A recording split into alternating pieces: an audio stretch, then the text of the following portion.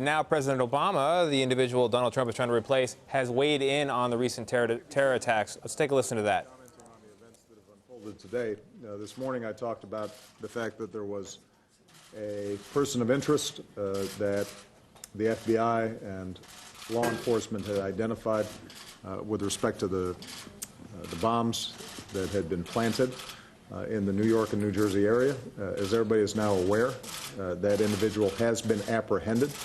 And I just want to start by commenting on the extraordinary work and coordination that's taken place between the FBI and local law enforcement for us to be able to apprehend a suspect in just a little over 24 hours after an event takes place like this. It is outstanding police work, outstanding law enforcement work. I, in particular, want to give a heartfelt thanks to the New Jersey police officers who were able to apprehend this individual. I had a chance to talk to them briefly before I came down to my meetings here. They are going to be fine. They've sustained some modest injuries, but ones that they'll rapidly recover from.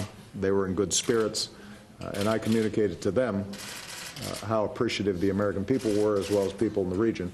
It's just one more reminder of the extraordinary skill and sacrifice and courage of our law enforcement officers and what they put on the line every single day to make sure that we are safe.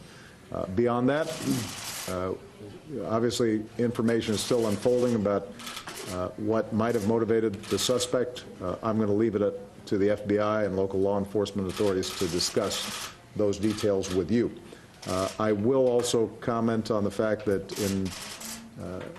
with respect to the Minnesota stabbings that occurred, I had a chance to talk to the off-duty police officer there, who undoubtedly saved a lot of lives and prevented further injury because of his quick and effective action. And I told him that once again, the American people were appreciative of his work and his heroism. Now, one of the challenges that we face is, in addition to being an open society in which individuals,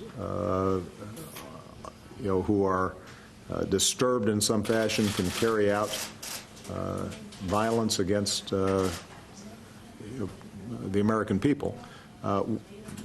The big danger we have right now is that we have an organization in ISIL that is actively trying to radicalize and promote extremism of this sort.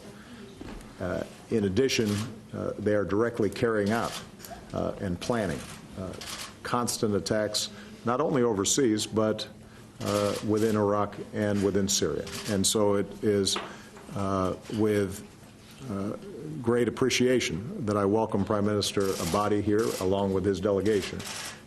Thanks to the sacrifices of the Iraqi people and the Iraqi armed forces, since I last met with him face-to-face a year ago, we have made significant progress in rolling back ISIL. They have now lost over half of the populated territory that they had gained and were still maintaining as recently as last year. And what we've seen now is just steady progress as the Iraqi security forces have gained more confidence, as they have coordinated with the 67-member coalition against ISIL. And now what we have been discussing and what we're focusing on is to go right at the heart of the ISIL operations in Mosul. Now, this is going to be a challenging battle. Mosul is a large city, and ISIL has embedded itself deeply within that city.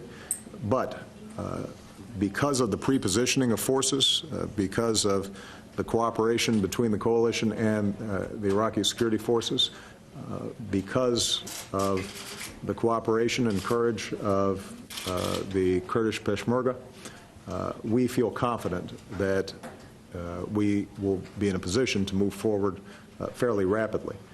Now, it will be a tough fight. And once it is initiated, one of the things that we discussed is the importance of not just driving ISIL out of Mosul, but making sure that the population there that invariably is going to be displaced and will have suffered and is going to be looking for warmth and food and water and shelter, that we are prepared to help provide rapid humanitarian assistance, and that we can rebuild the city in a way that assures not only ISIL does not come back, but extremist ideologies born out of desperation do not return. And so a lot of our work today is has been focused on making sure that that happens. I am very grateful that Prime Minister Abadi has consistently operated in a way that indicates his commitment to an inclusive Iraq that treats everybody fairly, respects human rights, and the work that we're doing with the Iraqi government will adhere to those principles, not just in the Mosul campaign, but beyond. But this is going to be hard. This is going to be challenging. It will require resources. We're going to be asking Congress to step up in support of this effort, and we're going to be asking other countries to step up in support of this effort.